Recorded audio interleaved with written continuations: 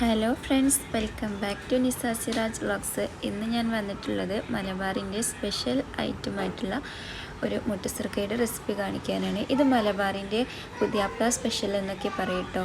അപ്പോൾ പുതിയാപ്ല വിരുന്നിനൊക്കെ വരുമ്പോൾ നമ്മൾ മലബാറുകാർ ഉണ്ടാക്കി കൊടുക്കുന്ന ഒരു ഈവനിങ് സ്നാക്സാണിത്. ഈവനിങ്ങിലൊക്കെ ഉണ്ടാക്കി കൊടുക്കുന്ന ഒരു ഐറ്റമാണ്.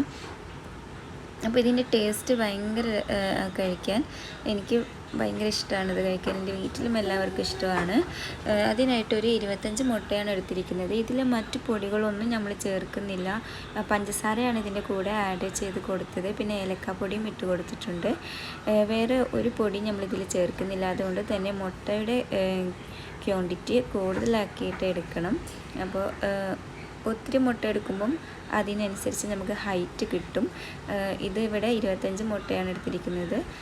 ഇനി നമുക്ക് നല്ല ഒരു ഷേപ്പിൽ കിട്ടാൻ വേണ്ടിയിട്ട് ഒരു പാൻ എടുത്തിട്ട് ഷേപ്പിലൊരു പാൻ എടുത്തിട്ട് അതിലേക്ക് കുറച്ച് നെയ്യ് തൂക്കി കൊടുത്തതിന് ശേഷം നമുക്ക് ആ അടിച്ചെടുത്ത മുട്ടയൊക്കെ അതിലോട്ട് ഒഴിച്ച് കൊടുക്കാം.